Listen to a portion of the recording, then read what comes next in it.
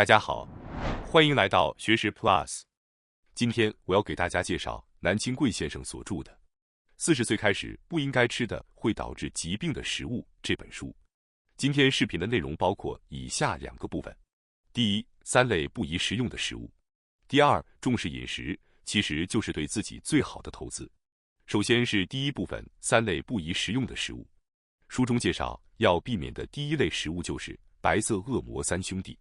虽然它们在我们生活中随处可见，被当作普通食物来看待，但实际上却是我们应当远离的食物。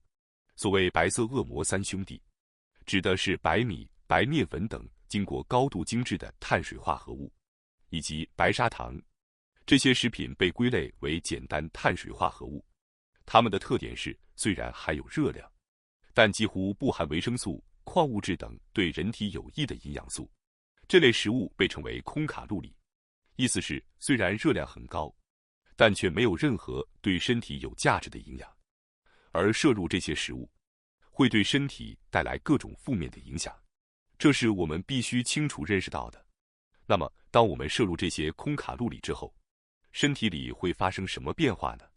这些热量会很快被分解为葡萄糖，迅速进入血液，使血糖值急剧上升。而要将这些葡萄糖转化为能量，人体需要依靠维生素、矿物质等营养素作为辅助。然而，由于这些食物本身几乎不含这些营养素，身体就不得不从其他食物或体内储备中调动营养素来配合代谢。这不仅让血糖值剧烈波动，还造成体内宝贵营养素的消耗和浪费。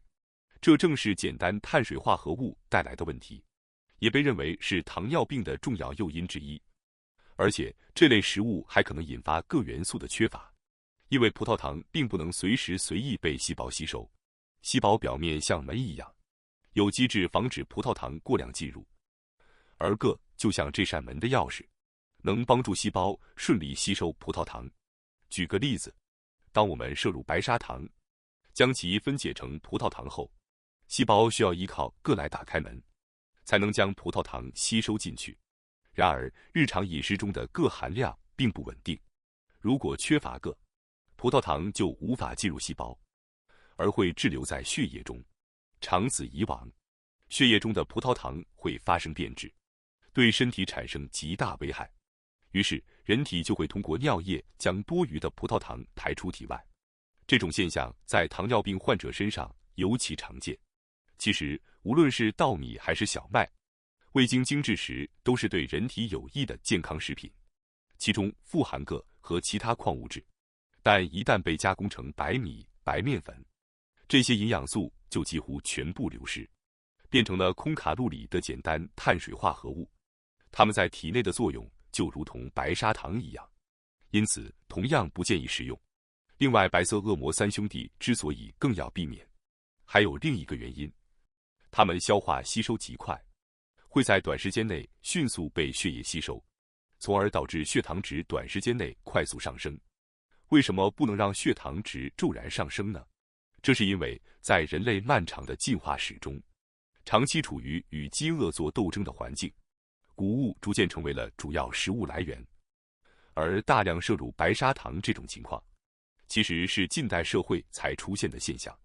因此，人类的身体还没有适应这种高血糖状态，也没有发展出能够从容应对血糖骤升的生理系统。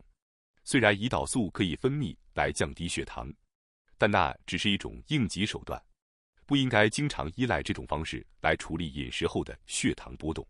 接下来是第2类不宜食用的食物：工业化加工食品以及那些廉价的食品。像便利店便当这样的工业化加工食品，本身使用的食材质量就很差，而且为了能够大量生产，还必须依赖大量的化学添加剂。其实这些食品之所以价格便宜，是有其背后原因的。如果我们经常使用这些工业食品，显而易见，体内就会堆积大量化学物质。这些化学成分进入人体后，要么被代谢排出，要么就直接残留积存在体内。无论是哪一种情况，对我们的身体来说都是没有好处的。而这些食品中所使用的添加剂、化学物质，完全是为了生产厂商方便生产和延长保存期而添加的，根本不是为了消费者的健康着想。虽然使用化学药剂和化学成分可以让产品成本更低，售价更便宜，但这对消费者来说，真的就是好事吗？我希望大家能够认真思考一下这个问题。从短期来看，确实能够节省开销。比如，当您面前摆着2个便当，一个使用了化学物质，一个没有，但前者价格便宜，你或许就会选择那个便宜的。表面上看，这好像是减少了当下的支出，但从长远来看，这并不是真正的好处，反而是一个健康隐患。消费者应该意识到，便宜并不等于好。如果您把时间拉长到几个月、几年去看的话，这个道理就会变得非常清楚。当我们家开始习惯性的购买这些廉价的大量工业食品后，虽然食品支出是减少了，但随之而来的却是截然不同的负担。虽然我们把这种负担称为生活习惯病，但实际上，对这类疾病影响最大的，正是我们日常的饮食习惯。如果我们能够从现在开始正视这个问题，调整自己的饮食结构，避免摄入这些有害化学物质，保持健康的生活方式，就完全可以避免未来那些高额的医疗费用。那么问题来了，我们到底是要为了眼前的一点便宜，去埋单未来可能产生的巨额医疗费，还是现在就愿意多花一点点钱，远离这些健康隐患，让自己少生病，降低医疗支出呢？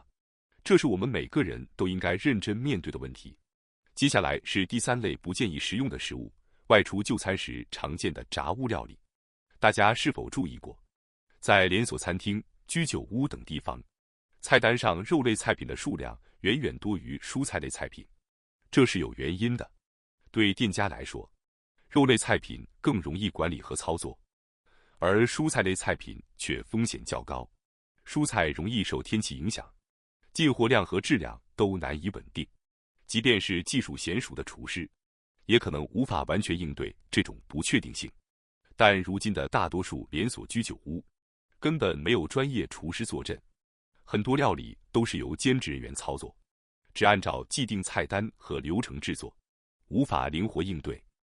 而肉类料理就简单多了，大多是半成品冷冻肉，只需要简单加热装盘就能上桌。尤其是油炸类食物，更是店家最喜欢的一种烹饪方式。为什么呢？因为油炸可以掩盖原料本身的缺陷，即使食材质量差，只要加入浓重的调味料，再裹上一层酥脆的炸衣，口感照样诱人。再加上用便宜的油降低换油频率，店家就能轻松压低成本。有些店甚至会用含有大量反式脂肪和劣质油脂的酥油。如果愿意，通过降低食材和油脂成本，炸物的价格可以低到令人难以置信。这也是为什么那么多餐厅热衷于提供炸物料理的原因。然而很多人可能不知道，肉类油炸食品对身体的危害非常大。即便是使用最新鲜的油，除了橄榄油以外，在高温油炸过程中都会产生大量的过氧化脂质，这是对身体极具伤害的物质。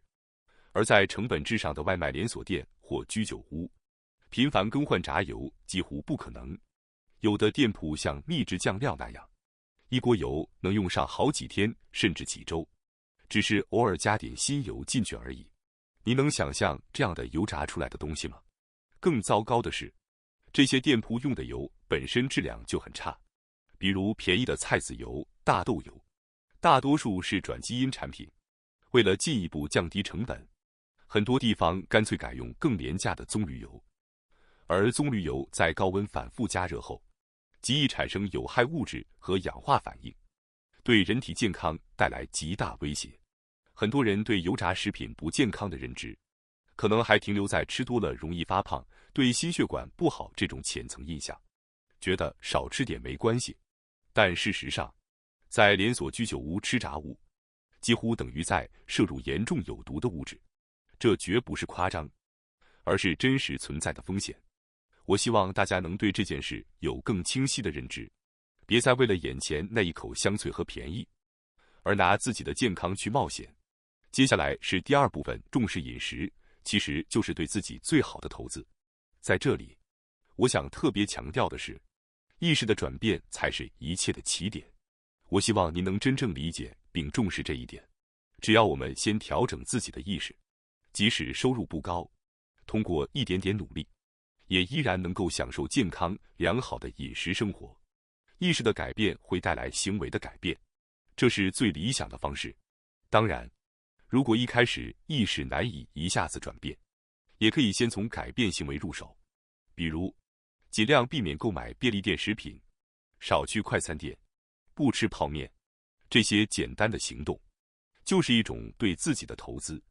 我们不能再把饮食单纯看作是消费，而应该把它当作对自身健康、未来生命质量的长期投资。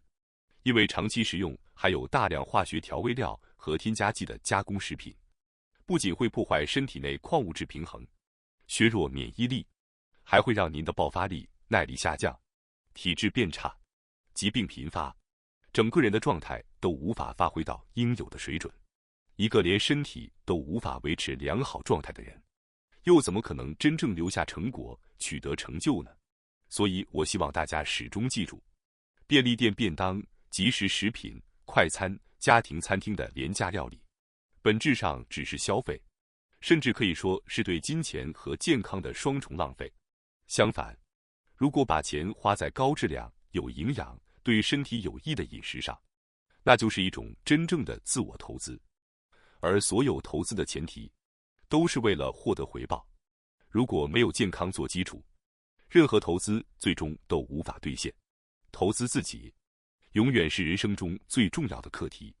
因为如果没有自我，我们根本无法感知世界、体验生活、创造价值。投资于自身，就是在投资生命的根基。而饮食，就是最基础、最重要的投资方式。只有在饮食上舍得花心思，愿意投入，才能真正提升自我，维持良好状态，持续创造价值和财富。这种状态下，新的机会、新的可能性才会源源不断的产生。这就是为什么我要反复强调，请重视您每天吃下去的东西。我们或许正在经历一个重新定义富裕与幸福的时代。过去人们普遍认为，财富等于幸福。但现实却证明，财富堆积本身并不一定带来满足和快乐。也许我们长久以来走错了方向，被某种观念误导了。在过去200年来，工业文明带动的飞速发展，造就了今天的便利和繁荣。但这个方向真的正确吗？我们是否该重新审视，什么才是真正的富足？真正的幸福生活到底是什么？在作者讲解食物危害的时候，经常会有人抱怨说，这个不能吃，那个也不能吃，那我们还能吃些什么呢？其实这种想法，只是源于不愿意改变现状、不愿跳出舒适圈的心理。如果我们真的渴望过上理想且充实的生活，最关键的就是有没有下定决心去改变自己。人生的意义并不只是追求长寿或积累财富，否则即使拥有再多的金钱，也难以获得真正的满足感。归根结底，如果没有健康的身体，我们根本无法完成自己人生应有的使命，也无法体验到充实而有意义的生活。所以，从今天开始，请给自己一个新的承诺：改变，从饮食开始。感谢大家收看今天的节目。如果你喜欢我们分享的内容，记得点赞、订阅并开启小铃铛通知，第一时间获取我们的更新。在下次的节目中，我们将继续为大家分享更多有益的内容。再次感谢大家的支持，我们下期再见。